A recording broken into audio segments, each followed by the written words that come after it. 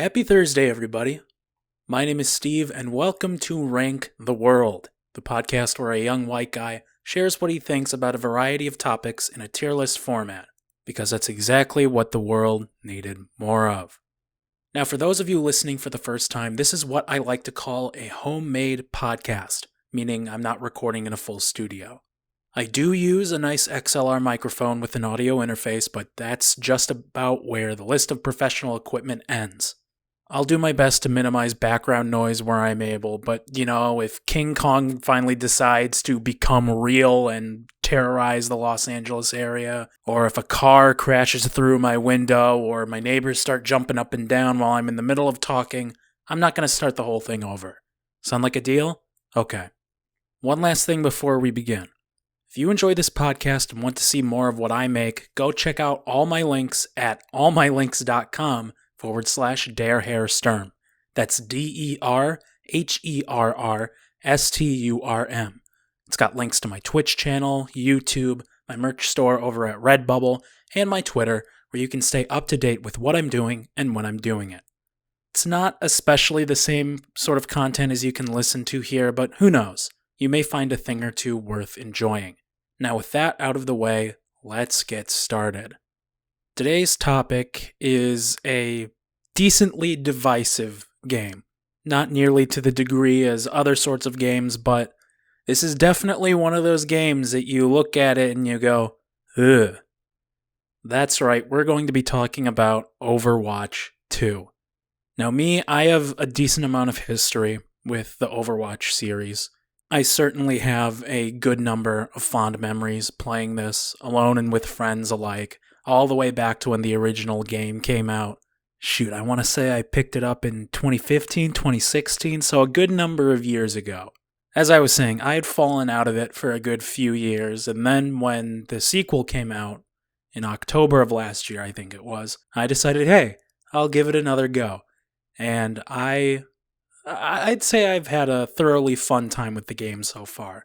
Now, specifically, the aspect of Overwatch 2 we're going to be talking about is, of course, the heroes, the characters you can play as.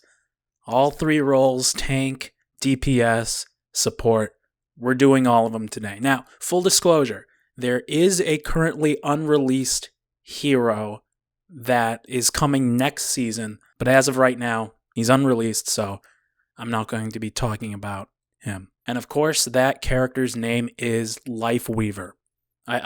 I'll say a couple things about him. I think a couple of his abilities, like that floating lotus that he has, as well as his ability to pull other heroes back towards him, do have some really interesting potential to change up the way the game is played. However, seeing as he's not released yet, I can't really make any judgments tier list wise. Now, similar to the Smash Ultimate episode I did a few weeks ago, there will be no F tier in today's list because I don't think there are any really, really bad characters in this game.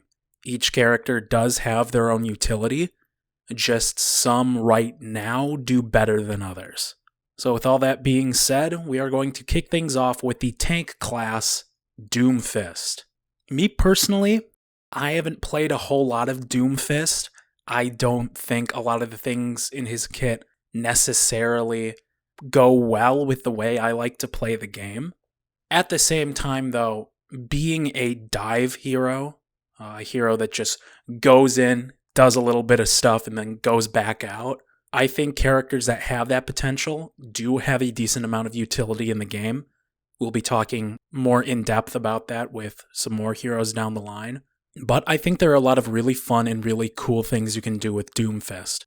Not the greatest tank by any means, but I don't think he's the worst anymore. So I think all things considered, Doomfist is a B-tier hero. D.Va, on the other hand, I think is a dive tank that has a lot more utility, at least in the current meta.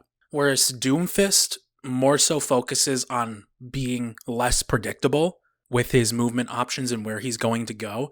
D.Va focuses more so on being effective at more of a distant range with her mech's primary fire, with her rockets, with her shield matrix. I'm not sure. It's her E ability. I'm not sure what it's exactly called off the top of my head. as well as decent survivability and mix-up options because of her utility with her mech. I personally haven't seen a whole lot of D.Va, like to the point... That's what I'm talking about again, another background noise. I don't think I've seen enough D.Va, at least at the levels that I play at, to say that she's an S tier tank, but I would say she's most certainly a tier above Doomfist. So I think that being said, D.Va is a solid A tier hero. Similar result but different story with Junker Queen. I think that sort of primal shout that she has gives her a decent amount of survivability in a lot of situations, both for her and any heroes, any teammates that are nearby her. Her shotgun weapon does a decent amount of damage. It feels like Roadhog's primary, but a little bit better, both in terms of range and in terms of damage it can deal out, especially with it being more consistent, I'd say. The mix-up options that she has with her knife, both in being able to throw it out, do a little bit of, not afterburn damage because it's not fire, but it's the same sort of concept. A bit of chip damage over time, and then being able to pull a hero towards her. I think that allows her to set up for a lot of really good combo attacks, both with her shotgun and her axe. And all around, although she is a tank, I don't think she suffers as much of the big hitbox problems that a lot of other tanks have. I may need to double check this, but I think off the top of my head, I can't think of a tank that has a smaller or a thinner hitbox than Junker Queen. So I think for all those reasons, I think Junker Queen just barely scrapes it into A tier. Next we have Orisa. What I would refer to Orisa as is a bully tank, because her kit very much encourages her to push in super aggressively into an enemy team, focus single heroes, and shut them down before they can really do anything. Both with her javelin throw, with her javelin sort of twirl that she does, with her armor, and just her general movement speed, as well as the fact that she doesn't really have to reload. She just has to cool down a little bit. In fairness, I don't think she's nearly as good in the meta as she used to be. Her very large hitbox is a bit of a detriment, as well as the pacing that she has to use because of her cooldowns. But she's certainly a decent hero by all metrics. So I think for those reasons, Orisa is a B tier hero. Next we have Ramatra, who is my personal favorite hero out of the entire cast, both in terms of his playstyle and his character. I was personally a really big sucker for Avengers Age of Ultron, and Ramatra very much gives Ultron vibes, but with more of a moral foundation to it. I really like how his kit allows for a sort of diverse playstyle, both being able to space out the enemy team in his normal form with his little staff projectiles that he uses, his ability to set the pace that the enemy team can come at you with his little area of effect attack that he has, as well as being able to be a more close combat bully with Nemesis form. Other than the large hitbox that he gets when he goes into Nemesis form, I can't think of too many drawbacks to Ramatra in terms of his playstyle. And although I am a little bit hesitant to put him here, for me it just feels right to put Ramatra in S tier. Next we have Reinhardt, who in terms of shield characters in the game, I don't think he's the best one, but he is really good at what he does. I would classify him as a bully tank too, but I don't think his kit allows him to be nearly as aggressive as Orisa. But if the enemy team is clumped together and within a decent range of Reinhardt, if he is supported correctly by the rest of his team, he can shred, absolutely shred. So I think for all those reasons, I think Reinhardt just barely scrapes it into S tier. Next we have Roadhog, who before Season 3, I think it was, the current season, was probably the most useful tank to use. However, because of the more recent nerfs in terms of his one-shot combo potential, I think the amount of people who use him and just how good of a character he is has suffered a little bit, but he still has some forms of utility left. I think out of all the tanks we're talking about today, I think Roadhog suffers the most from the large hitbox problem. I think he can very easily get bullied by not super great DPS like Reaper and pretty much just Reaper.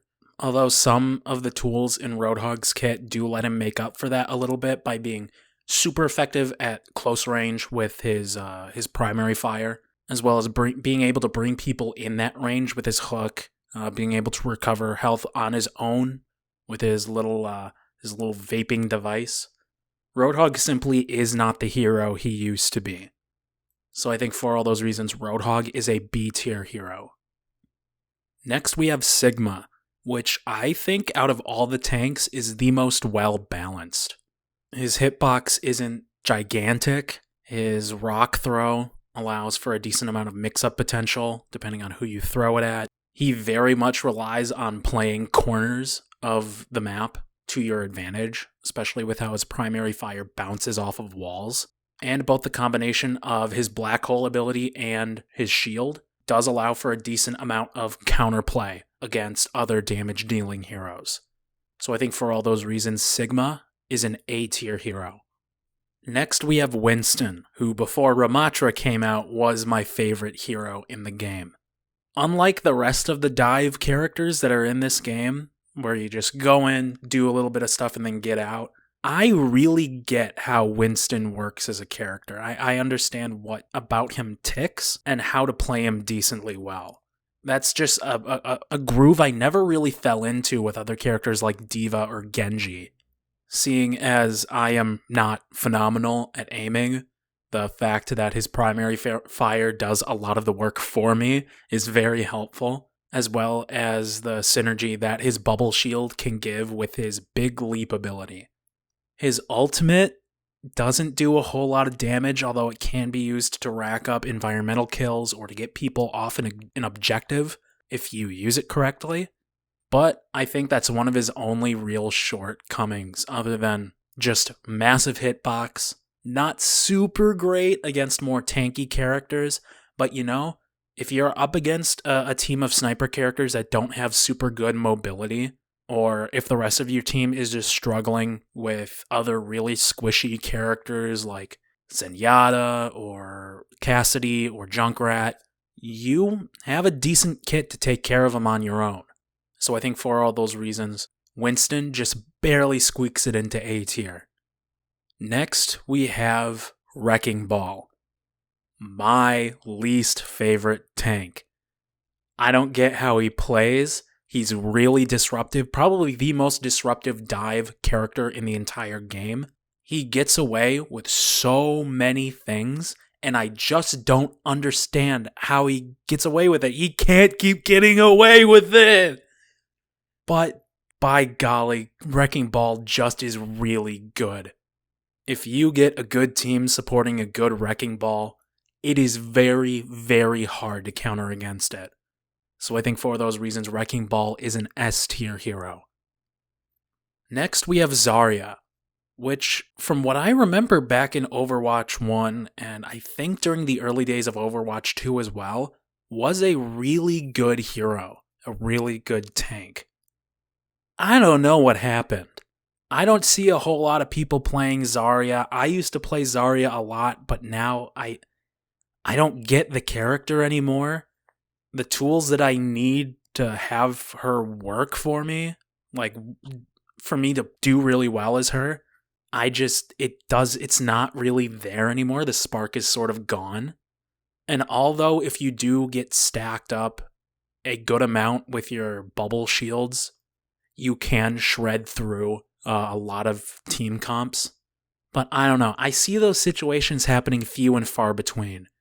So I think for those reasons, Zarya is a C-tier hero. Next, we've got Ashe, our first DPS character of the day.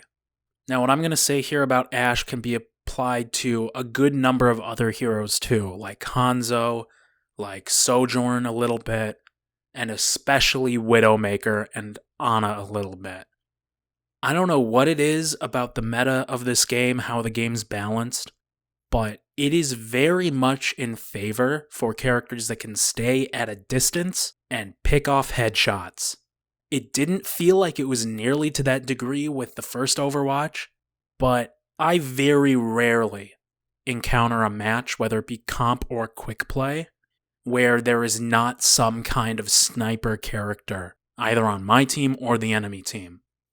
Now, while Ashe isn't the best sniper character in the game, nor is she the worst, her kit allows her to do some things that the rest of the snipers in this game can't really do.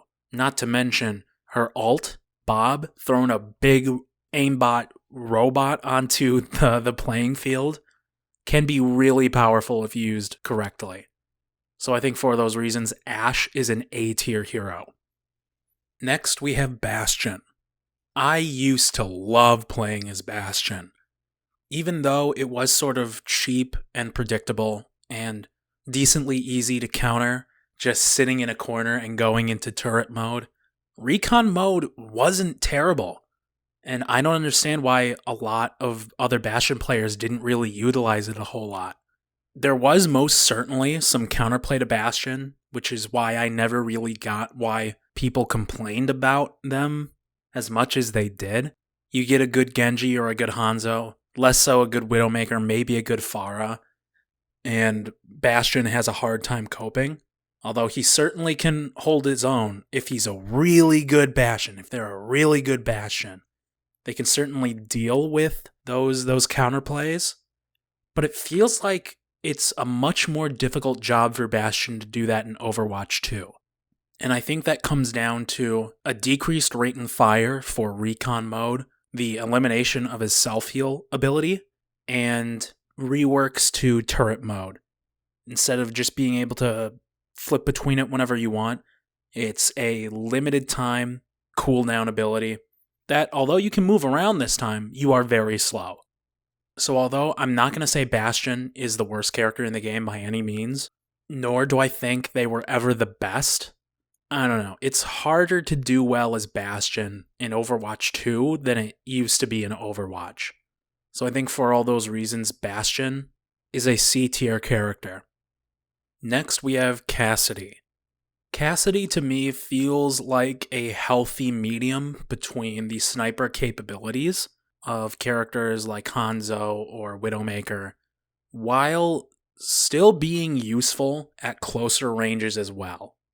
Admittedly, it is not quite as easy for Cassidy to be super effective at longer ranges, but just the nature of his primary fire as well as the other tools in his kit allows for that healthy medium, like I said before. That, and I think he's just a fun character. So I think all things considered, Cassidy is a B-tier hero. Next, we have Echo. I don't know what it is about flying characters in this game, but I cannot fight them to save my life unless I'm playing as Winston. I don't get how they play as effectively as they do. They just do, and they're really good when they're played correctly. I think Echo's ultimate ability, where they copy an enemy player's character entirely, as well as being able to use their ultimate too, that can be really useful depending on the enemy's team comp, especially depending on what tank the other team is running. But I think if the rest of the team is built in such a way that allows Echo to do their thing relatively unbothered, Echo can be a really powerful character. So I think for those reasons, Echo is an A-tier hero. Next, we have Genji, who is quite simply not the dive hero that he used to be. Albeit, his damage is still decent with his shurikens, both in the normal and alt fire.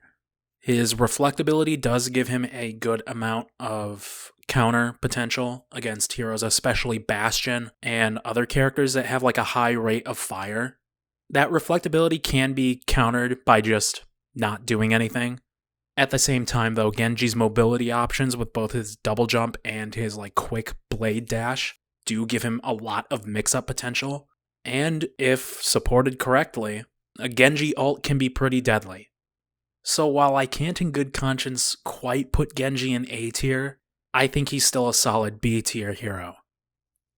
Next, we have Genji's brother Hanzo, who, while he doesn't quite have the support tools that other sniper characters like Ashe or Ana or Widowmaker have to getting those headshot kills, it seems to be a lot easier to get them with Hanzo than other characters who don't have that support, like Cassidy.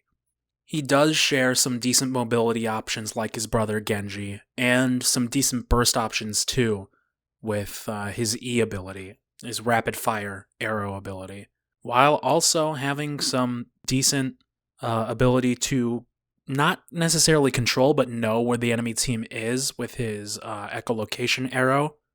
I'm not going to sit here and tell you he's the best sniper character in the game. He is very, very strong in doing what he does. So I think at the end of the day, Hanzo is an A-tier hero. Next we have Junkrat, who I think is the most unpredictable DPS class in the game. If you're on a good, decently restrictive map where Junkrat can use that map's composition to his benefit, to set up traps and bounce his projectiles off of, he can be really effective in shredding through enemy HP like nobody else. But I think on more open maps like Junkertown, or maybe not Oasis, but also a little bit, depending on what point of Oasis it is, I think if the team comp against him is just right, he can crumble pretty easy. I don't know. When Junkrat is good, he's really good, but when he's bad, ugh. So I think at the end of the day, Junkrat just barely doesn't make it into A, but is comfortable at B tier. Next, we have Mei. Now, Mei in Overwatch 1 used to be a super annoying hero to deal with. Her primary fire slowed down and even freezed enemies after a certain amount of time being hit, and then was able to set up headshots with her alt fire. Not even to mention her ability to stop people from hurting her with her self-heal, ice ability, and blocking off both enemy and her own teams with her bigger ice wall ability. While in Overwatch 2, she can't freeze enemies anymore with her primary fire. She can still do that with her ultimate ability and set up those headshots, not just for her, but for the rest of her team as well. She's not quite as annoying or quite as effective in Overwatch 2. I think right now she is being set up with buffs and overall updates to the game to become a very strong contender later on. Because especially with her primary fire, it does not work the same way that a lot of other characters in the game, their primary fire does. And because of that, it is a lot more difficult to play against. There's going to be another hero that has a similar sort of deal, but I think is a lot more annoying and a lot more of a cowardly pick. So while I don't think Mei is quite S-tier material yet, if Blizzard isn't careful with how they balance the game, I think she could become a very dominant force in the game's meta. So I think for right now, Mei is an A-tier hero.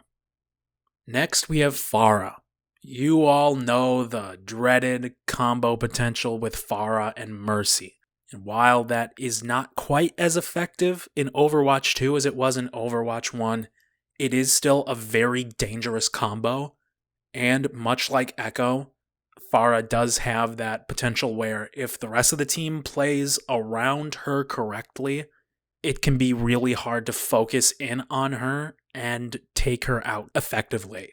So while I don't think she's quite as good as Echo, I don't think she's quite bad enough to not make it into A tier. So I think, yeah, I would say Pharah is a solid A tier character. I might change my mind on that by the end of the episode today, but for right now, Pharah is A tier. Next, we have Reaper, who, while I think is just about as unpredictable as Junkrat is, I think it's for a different reason. Not for necessarily the map, more so the enemy's team composition. If the enemy picks really decently bulky heroes that are more effective at closer ranges like Winston or Bastion or Reinhardt or Wrecking Ball, Reaper can be really effective against that enemy team. However, If the enemy team goes for more long-range characters or characters that have decent counters to other closer range heroes, characters like Zarya or snipers, the entire sniper class in the game, Reaper does have a difficult time being effective. And while I did liken Reaper to Junkrat, I do think Junkrat's kit does allow him to be more mobile, and by extension, a lot more survivable than Reaper is. So I think for those reasons, I can't in good conscience put Reaper in B tier, so I have to put him into C. Next we have Sojourn, who for a long time when Overwatch 2 first came out was broken. I was hard-pressed to encounter a team that didn't have a Sojourn on it, and for good reason.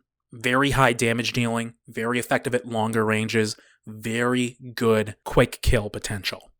Now, while those days aren't completely gone, they are not as dangerous as they used to be.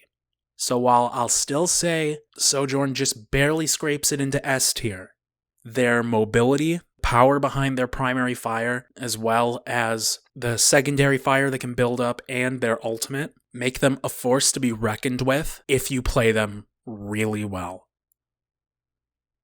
Next we have Soldier 76, which feels sort of similar to Sojourn in terms of primary fire, but without the mobility options or the quick kill potential that makes Sojourn as good as they are.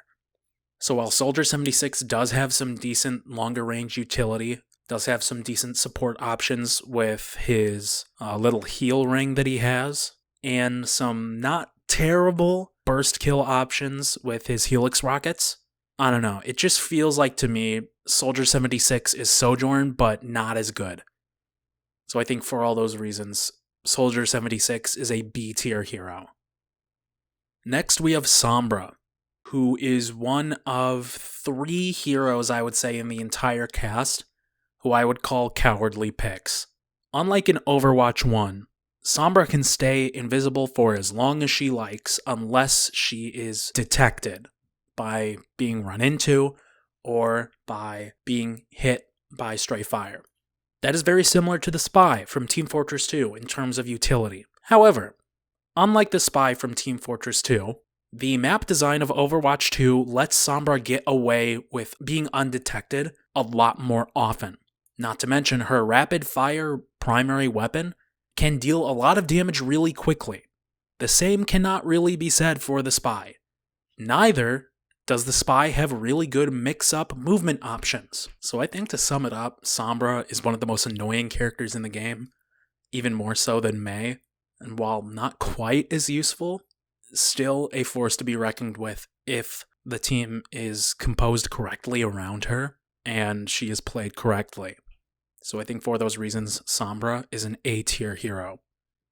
Next we have Symmetra, the most annoying character in this game, period.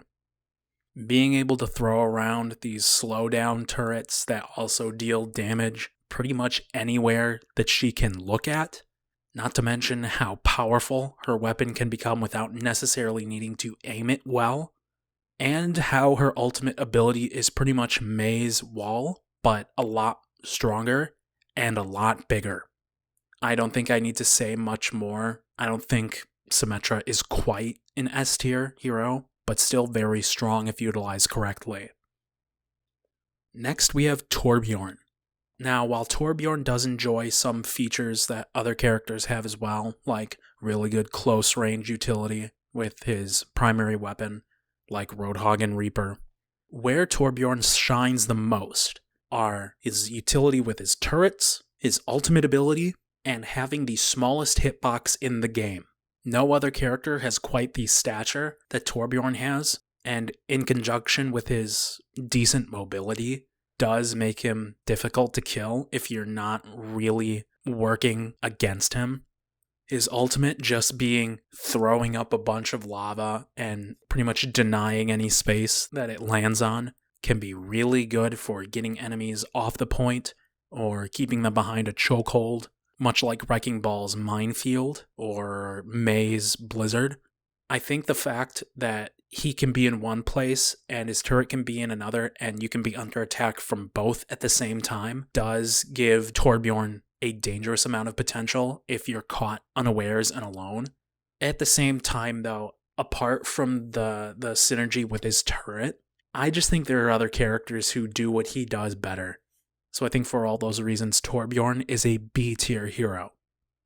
Next, we have Tracer, who in terms of mobility is unlike any other character in the cast, and with her abilities like recall and how quickly her blinks can recharge, make her a difficult hero to work around. So while I don't think she's the best character in the game by any means, I think she's still a solid S tier character as of right now, just with how she can go into enemy lines, disrupt them, disrupt their focus, disrupt their fire, maybe even get a couple picks, and then just go out like nothing ever happened. That is, if the enemy team doesn't pounce on her quickly. Next we have Widowmaker, who is the best sniper class in this game. I think out of all the characters in this game, it is easiest to get quick kills with Widowmaker, especially with a lot of the maps in the game. Her tether hook ability really lets her get her pick of the lot of vantage points in the game. Her thinner hitbox and just her stature in the game as a whole makes her hard to point out if you're not really looking for her. And just with the stuff I've talked about with sniper classes already, how good they are in the meta right now, I think out of all of them, Widowmaker is the most effective. So I think for all those reasons, Widowmaker is an S tier hero. Next we have Ana, the first support character we're going to be talking about today. I would say as a sniper class character, she is the least lethal, but she's not meant to be especially lethal. None of the support... Well, that's not necessarily true. Some of the support heroes can be deadly on their own. We'll be talking about that more in a little bit. But I don't think Ana is quite the most lethal support hero, nor is she anywhere near the most lethal sniper in the game. She does have some decent 1v1 potential with the way that her sleep darts work and the little splash potion she has. She does have a lot of good mix-up and denial options in her kit, as well as just being a decently effective support class at a longer range. So I think for all those reasons, Ana is a B tier hero. Next we have Baptiste. I don't quite get how Baptiste works. I do know that he is one of the more lethal support classes in the game, especially at longer ranges. I have seen matches where Baptistes have gotten an insane amount of healing done. The immortality field and sort of crit window that he has for his ultimate ability are really good support tools that the rest of the team can take advantage of, as well as himself. I don't think he's quite the best healer in the game, but he is a really, really good one. So I think for those reasons, Baptiste is an A tier hero. Next we have Brigitte, who I would say is the Reinhardt of support classes. Depending on your team comp, she can be either really aggressive or really defensive. And I don't remember who it was who had this take, but it just sort of makes sense to me when I heard it. That one of the best utilities that Brigitte has is pocketing another healer. Especially if it's one like Zenyatta or Ana who doesn't necessarily have good movement options to get them out of sticky situations.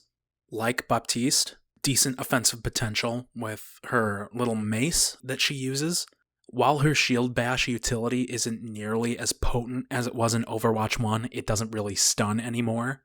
It's still good for closing the gap where you really need it. And even if that gap is too big, her mace throw is a decent option if you're able to aim it correctly.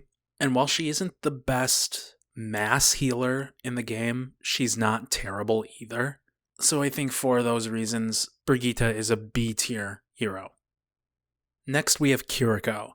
I don't know an insane amount about Kiriko, but to me she feels like if Cassidy was a support class, in which she has really good headshot potential, like a sniper class, but without any of the tools to assist her in getting those headshots, while also having good support options like Baptiste and good movement options like Moira, or not quite to the degree of Mercy, but she has good options in her kit to get her out of sticky situations.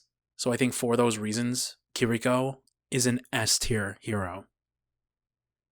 Next we have Lucio, who I think is a slightly better, slightly more effective Brigitte, in which the damage dealing abilities that he has do allow for a more varied and more ranged playstyle, while still having the capability of not only getting to an objective in a really stressful situation more quickly, but also helping the rest of his team do that as well. His wall parkour abilities make him a decently difficult support hero to kill if you're not tunneling him. And I think all around, he's just a solid healer. Definitely out of the cast, he's one of my go-to support picks. So all things considered, I would say Lucio is an A-tier hero. Next, we have Mercy. I sort of have mixed feelings about Mercy. Although right now she is my favorite support class to use, I don't know, there's something about her, whether it's her cooldowns or the fact that she can only really focus on one hero at a time to support, as well as how unreliable her movement options can be at times. There's just something about her that feels like she could be better, but she just isn't. So I think, unfortunately, all things considered, I can't in good conscience put Mercy any higher than B tier. Next, we have Moira, who I think is one of the more lethal support classes in this game, while still having really good healing options and mix-up options. Her movement mix-up options, I would say, are one of the most difficult to predict in the game, unless you can think like Moira. The dichotomy of both being able to heal people and take health to heal yourself from your enemies allow for a good variety of mix-up situations, as well as her ultimate ability, both healing teammates and hurting enemies at the same time. So I think all things considered, Moira is an S tier hero. Next, we have Zenyatta. Now, when Overwatch 2 first came out, Zenyatta was my favorite support class to pick. However, I think he suffers some of the same drawbacks that Mercy does, while at the same time also not having the mobility options that Mercy has. Being able to only heal one hero at a time does hurt his effectiveness a little bit, but I think that is outweighed a little bit by how useful Discord Orb can be. Racking on an additional 25%, I think it is, damage on whoever it's targeted on. If a Zenyatta knows who to prioritize first and effectively communicates that with his team, I don't know. I feel like he can really help his team shred through an opposing team if they're not prepared to deal with him. One last comment before I reveal where I'd put Zenyatta.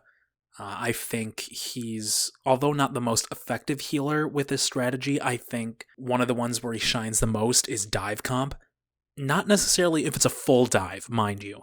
More so if there's just one or two dive characters on a team. Maybe it's a standard team, but you have a Winston or just a Genji or maybe just a Diva. You can just slap your Harmony Orb on that dive hero and not need to worry about them too much, unless it gets sent back to you and then you need to throw it back on them. But I'm hard-pressed to think of any other healer or support class that can support a single or a small number of dive characters as nonchalantly as Zenyatta can.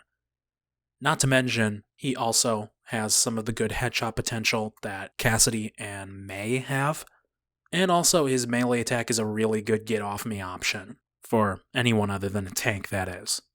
So I think at the end of the day, Zenyatta is an A-tier hero. So, to sum things up, actually surprising me, as a matter of fact, we have no one in D tier. In C tier, we have Zarya, Bastion, and Reaper. In B tier, we have Doomfist, Orisa, Roadhog, Cassidy, Genji, Junkrat, Soldier 76, Torbjorn, Ana, Brigitte, and Mercy. In A tier, we have Diva, Junker Queen, Sigma, Winston, Ashe, Echo, Hanzo, May, Farah, Sombra, Symmetra, Baptiste, Lucio, and Zenyatta. And in S tier, we have Ramatra, Reinhardt, Wrecking Ball, Sojourn, Tracer, Widowmaker, Kiriko, and Moira. And that's about it for this episode.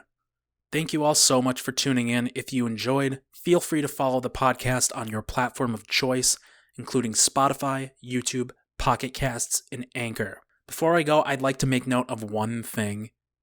In the last episode, feeling a bit peckish, I did have an incorrect assessment, and that is towards Jack in the Box. While I was recording that episode, while I was saying Jack in the Box, I was thinking Hardee's, and that is why I put it in F tier. More realistically, it would be more so towards the bottom of C, towards the top of D tier. But yes, I did judge Jack in the Box too harshly and incorrectly. So yeah, I'll make that amendment to the previous tier list. Jack in the Box, lower C tier, Hardee's F tier. So now that we have absolutely everything out of the way, I'll be back next week with another new topic, but until then, you all have yourselves a damn good one.